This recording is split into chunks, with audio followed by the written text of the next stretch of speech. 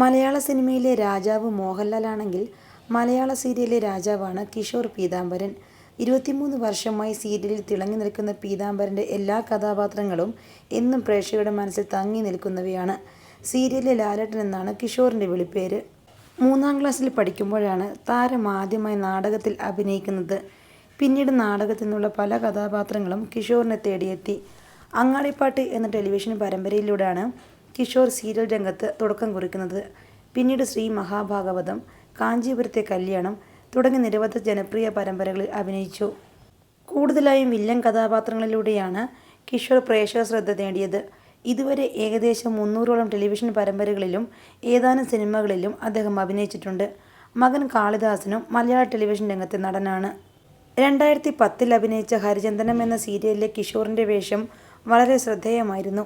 2012 the king and the commissioner എന്ന സിനിമയിൽ മാധ്യമപ്രവർത്തകൻ്റെ വേഷത്തിലും അതേ വർഷം തന്നെ സിംഹാസനം എന്ന ചിത്രത്തിൽ പോലീസ് ഓഫീസറായും അഭിനയിച്ചു. 2014 വധു എന്ന സീരിയലിൽ പ്രധാന കഥാപാത്രങ്ങളിൽ ഒരാളായി അഭിനയിച്ചു. 2015 തിങ്കൾ മുതൽ വെള്ളി വരെ എന്ന സിനിമയിൽ ശ്രദ്ധേയ വേഷം കൈകാര്യം ചെയ്തു. പിന്നീട് മഞ്ഞുരുകം കാലം എന്ന ജോയ്സിയുടെ നോവൽ സീരിയലായി വന്നപ്പോൾ അതിൽ ഗോവിന്ദൻകുട്ടി എന്ന വളരെയധികം ശ്രദ്ധേയമായ കഥാപാത്രം അവതരിപ്പിച്ചു. ഇപ്പോൾ വീണ്ടും ജോയ്സിയുടെ നോവലായ മഴതോരും മുൻപേ എന്ന സീരിയലിലൂടെ വളരെ ശക്തവും ശ്രദ്ധേയവുമായ ബാലചന്ദ്രൻ എന്ന കഥാപാത്രത്തെയാണ് കിഷോർ അവതരിപ്പിക്കുന്നത്. ബാലചന്ദ്രനായി കിഷോർ അഭിനയിക്കുകയല്ല, ജീവിക്കുകയാണ് എന്നാണ് പ്രേക്ഷകരുടെ അഭിപ്രായം. താരത്തിന് 23 വർഷമായിട്ടുണ്ടായിരുന്ന ആരാധകർക്ക് പുറമെ ദിനംപ്രതി ആരാധകർ കൂടിക്കൊണ്ടിരിക്കുകയാണ് ബാലചന്ദ്രൻ എന്ന കഥാപാത്രത്തിലൂടെ. ആദ്യമൊന്നും അത്ര താല്പര്യമില്ലാതെയാണ് കിഷോർ സീരിയൽ രംഗത്ത് അഭിനയിക്കാൻ വന്നതെങ്കിലും പിന്നീട് സീരിയൽ ജീവിതത്തിൻ്റെ ഭാഗമായി മാറുകയായിരുന്നു. എങ്കിലും കിഷോറിൻ്റെ ജീവിതത്തിലെ ചില വിഷമഘട്ടങ്ങളിൽ തടി പിടിക്കുവാനും വണ്ടി ഓടിക്കുവാനും പാരലൽ കോളേജിൽ അധ്യാപകനായുമൊക്കെ ജോലി ചെയ്തിട്ടുണ്ട്.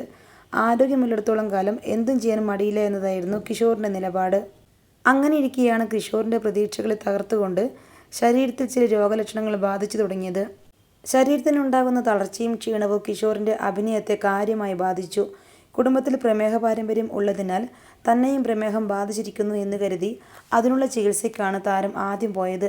ശരീരത്തിനുണ്ടായ തളർച്ച കൂടി വന്നപ്പോൾ സീരിയലിൽ കിട്ടിയ നല്ല അവസരങ്ങളൊക്കെ വേണ്ടെന്ന് വെച്ച് റെസ്റ്റ് എടുക്കുകയും 3 വർഷത്തോളം കിടപ്പിലാവുകയും ചെയ്തു. പക്ഷേ പിന്നീടാണ് കിഷോർ അറിഞ്ഞത് തന്നെ അവശനാക്കുന്നത് പ്രമേഹമല്ല, തലച്ചോറിലെ ഒരു സിസ്റ്റായിരുന്നു എന്ന്. അത് പിറ്റ്യൂട്ടറി ഗ്രന്ഥി നിറഞ്ഞ് പുറത്തേക്ക് വന്ന് കണ്ണിനെ ബാധിക്കുന്ന തരത്തിലായി മാറുകയായിരുന്നു. തിരുവനന്തപുരം മെഡിക്കൽ കോളേജിലും ശ്രീചിത്രയിലുമായിട്ടായിരുന്നു കിഷോറിൻ്റെ ചികിത്സ. മെഡിക്കൽ കോളേജിലെ സ്കാനിങ്ങിലാണ് തലച്ചോറിലെ സിസ്റ്റിനെ കുറിച്ച് അറിയാൻ കഴിഞ്ഞത്. സർജറി ചെയ്ത് നീക്കം ചെയ്യുക എന്നത് അപകട സാധ്യത വളരെ കൂടുതലായതിനാൽ ഒരുപാട് മരുന്നുകൾ കഴിക്കണം. 3 മാസം കൂടുമ്പോൾ കാഴ്ചയും പരിശോധിക്കണം. ദിവസവും സ്റ്റീറോയിഡ് അടക്കമുള്ള മരുന്നുകളും ഇൻസുലിനും എടുത്താണ് കിഷോറിൻ്റെ ജീവിതം. കൃത്യസമയത്ത് മരുന്നും വിശ്രമവും എടുത്തില്ലെങ്കിൽ കൈകളിലും കാലുകളിലും നീര് വരും. അതുകൊണ്ട് ഒരു സീരിയലിൽ അഭിനയിക്കാൻ മാത്രമേ കിഷോറിന് കഴിയുന്നുള്ളൂ. അവസരങ്ങൾ പലതും വരുന്നുണ്ടെങ്കിലും അതെല്ലാം നഷ്ടപ്പെടുത്തുകയാണ് താരം ചെയ്യുന്നത്. ചികിത്സയ്ക്ക് വേണ്ടി ഒരുപാട് പണം ചെലവാവുകയും ജീവിതം കഷ്ടപ്പാടിലാവുകയും ചെയ്തതിനാൽ സീരിയൽ താരങ്ങളുടെ സംഘടനയായ ആത്മയിൽ നിന്നും സഹായങ്ങൾ ലഭിച്ചിട്ടുണ്ടെന്ന് കിഷോർ തന്നെ ഒരു അഭിമുഖത്തിൽ വെളിപ്പെടുത്തിയിട്ടുണ്ട്.